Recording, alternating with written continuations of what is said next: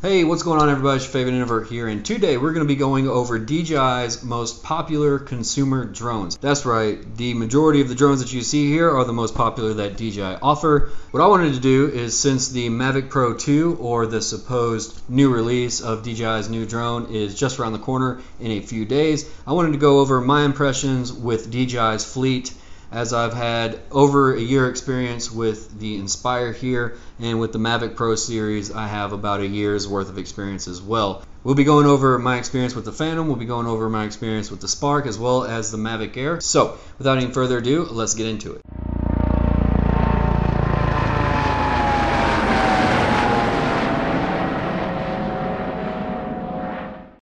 Starting with the Spark. It was released May 24th, 2017, and I purchased it June 13th, 2017.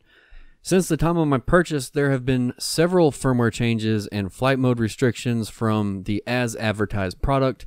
Though other features have been introduced in its place, the appeal of the Spark, at least for me, quickly faded. The DJI Spark was purchased for my daughter so we could go out and fly, but as with any kid her age, she quickly lost interest and moved on to other toys. The Spark has a 12 megapixel camera capable of 1080p HD video that to this day everyone still questions, why not 4K? As for flight time and battery life, the DJI Spark can fly roughly 12 minutes, although it was advertised for 16 in perfect conditions. This could be an issue, but for most people they just purchase a few spare batteries and all is well. Overall, the Spark did a great job of being affordable enough to bring more people into the hobby, but the largest complaint I have seen and heard are the unexplained flyaways. Now, whether this was because of user error or faulty equipment is unknown. All I know is, in my experience, I have not experienced anything close to a disconnect or flyaway. The DJI Mavic Air, released January 28th of 2018, purchased February 23rd, the Mavic Air can fly for 21 minutes, has a 3-axis gimbal, almost complete obstacle avoidance coverage, and can fit in the palm of your hand. The Mavic Air is super easy to travel with and can still shoot 4K footage with its 12 megapixel camera. It can even produce 32 megapixel panoramas along with other unique shots. In my opinion, the Mavic Air is what the Spark should have been, and the Mavic Air should have been called the Spark 2 or Spark Pro. DJI really pushed the limit with the terrain sense and avoid feature that ties into the obstacle avoidance, and it really works well. Except for tree limbs and branches. Watch out for those. Moving on to the Mavic Pro. Still to this day, it is my most enjoyable drone I've had the opportunity to fly and own. It is stable in flight and locks into whatever position you put it in.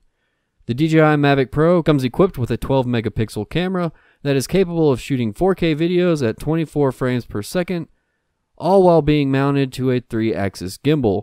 It is capable of 96 frames per second when shooting in 1080p and a bitrate of 60 megabits per second.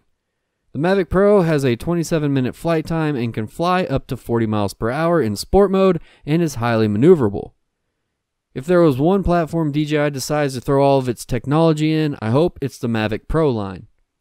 The DJI Phantom 4 Pro, or Phantom line in general, the most recognizable and sold drone in the market to date. This has been the workhorse for real estate and mapping pros around the world, with a flight time near 30 minutes, a 3-axis gimbal with 4K 60 frame per second camera, and 360-degree obstacle avoidance. Almost the perfect drone. Almost. The sensor on the Phantom is great until low-light situations, then the noise starts to creep in. This can be corrected in still photography by using AEB and allow the stops to fill the noise, and then correct the rest in post. But for video, it's pretty difficult to fix. The only other issue I have experienced with the Phantom is every once in a while the gimbal will randomly wander off track or pan. Now to the king, the Inspire 2 with X5S Micro Four Thirds camera system. Is it the best cinematic camera on the market today? No, but for the price, you can do some pretty amazing things with it. The Inspire comes with some interesting flight modes, which I consider just bells and whistles. To be honest, only the real feature I use is Spotlight Pro mode. That's a great mode to use. The benefit of using the Inspire with the X5S is the ability to swap lenses. No other camera system can do that except the newly released X7 Super 35 system. The Inspire has collision avoidance all around and for the most part is stable. It does wander a little bit but mostly stays in place. The top speed of 58 miles per hour in sport mode and the ability to have multiple operators for pilot and camera and the ability to upgrade to 5.2K ProRes and Cinema DNG codecs. Even with all these awesome perks, there are still some complaints. DJI still pushes faulty firmware updates that, unless you're on top of it, will leave you stranded in the field or left wasting time and battery downgrading. With as much as the Inspire costs, I wish that it was as locked into a hover as the Mavic Pro is. Thankfully, the Inspire isn't in one place very often, so that's not much of an issue.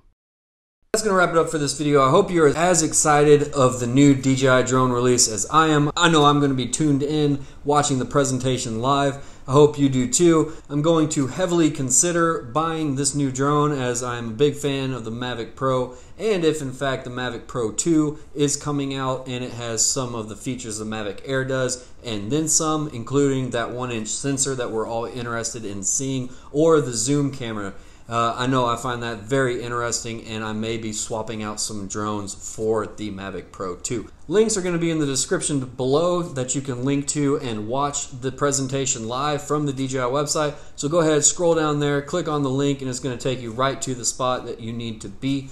But that's going to wrap it up for this video. Hope you like it. Give me a thumbs up if you did. Share this video around if you so desire. I will see you next time.